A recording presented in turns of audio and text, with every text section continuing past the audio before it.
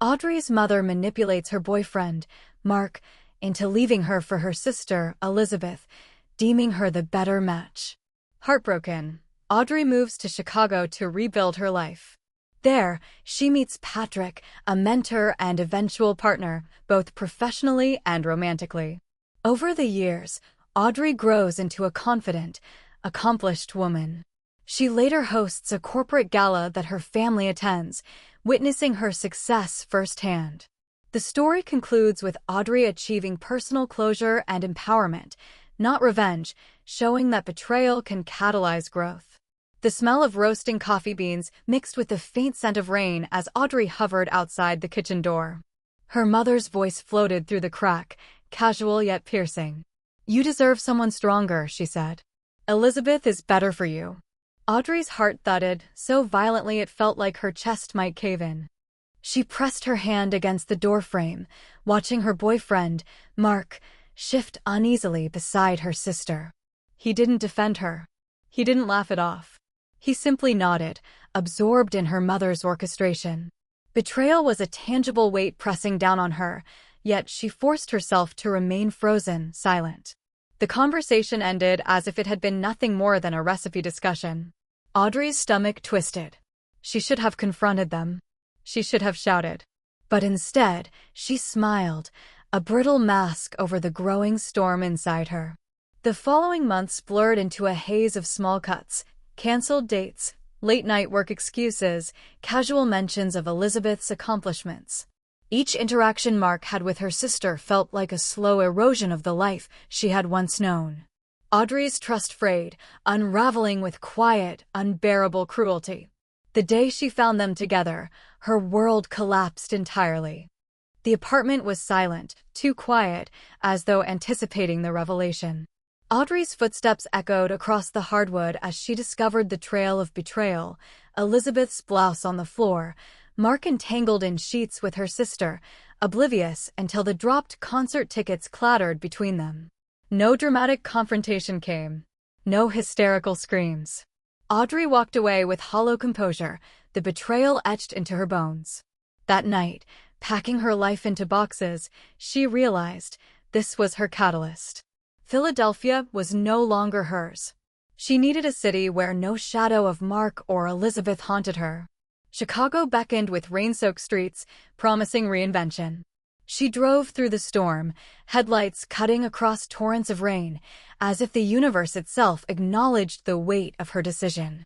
5 minutes of tears, 5 minutes of release, and then resolve. Chicago would be her blank canvas. She would build a life on her terms, not anyone else's. The motel rooms smelled faintly of cigarettes and cheap air freshener. Audrey perched on the edge of the bed, surveying the few belongings she had managed to take. Her heart still throbbed with pain, but determination had begun to seep in, filling the hollow spaces betrayal had carved. 3 days and 12 apartment viewings later, Audrey's new studio in Chicago became a cocoon for reinvention. Sparse walls, a flickering lamp, and her art supplies, abandoned but not forgotten, marked the territory of her independence. She immersed herself in work, scouring job listings, sending resumes, and hunting for the opportunity that would give her life structure. Patrick Reynolds appeared unexpectedly, a man whose ambition matched her own quiet tenacity. The interview was less about qualifications and more about vision, and Audrey realized he saw in her what no one else ever had, potential untainted by someone else's measure.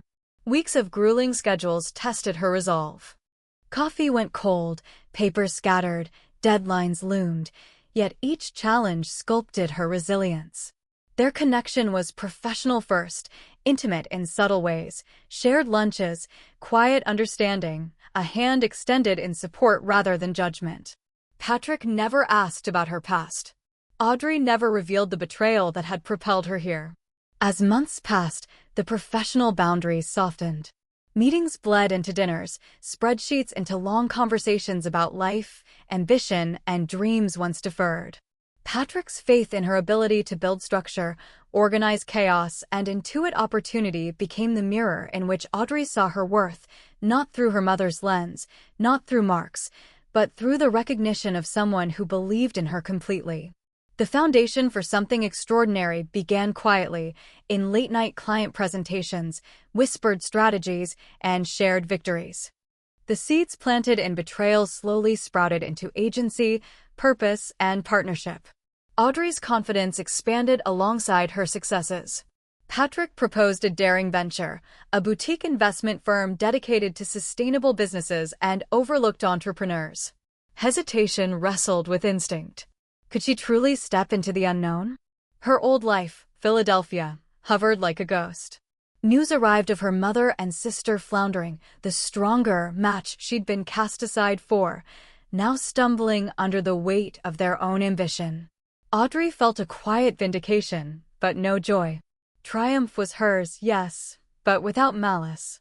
Her new life demanded every ounce of skill, every beat of focus. Together, Audrey and Patrick navigated late nights, chaotic clients, and the fragile balance of starting over. Each decision, each challenge, was hers to face fully and intentionally. And for the first time since Betrayal, Audrey felt free. The gala became the crucible of her transformation. Audrey orchestrated every detail: sustainable lighting, curated music, carefully arranged flowers. Her mother, sister, and ex-boyfriend would attend, unaware of the force they were about to witness. Nerves twisted her stomach as she rehearsed interactions, adjusted her emerald gown, and reminded herself this was not about revenge. It was about recognition, not malice. Patrick's steady presence anchored her. When they arrived, the room was breathtaking. Audrey, poised and radiant, met their eyes for the first time in years. Shock flickered across faces, Elizabeth's pride faltered, Mark's certainty waned, and her mother's practiced smile flickered. The power dynamics had shifted without a word. Audrey moved through the room with grace and authority, guiding investors, acknowledging colleagues, quietly demonstrating the life she had built from nothing. Every glance from her family became a silent reckoning. Patrick introduced the acquisition of Meridian, placing Mark within the corporate hierarchy beneath Audrey's operational leadership. The tables had turned. Audrey's heart beat not with vengeance, but with a deep, satisfying clarity. Her life had been reclaimed. Her mother's attempts at subtle manipulation failed in the face of Audrey's unshakable confidence. Elizabeth's envy simmered as she recognized Audrey's mastery and composure. Mark's admiration or shame was palpable. Audrey's success was no longer defined by approval. It was her creation. Patrick's gaze met hers, shared pride, unspoken understanding, affirmation of the life they had built together. Later, in the quiet of her Chicago home, Audrey sipped champagne with Patrick. They watched the city skyline, reflections of success in their eyes. She thought of betrayal, pain, and loss. Yet none of it had dictated her path.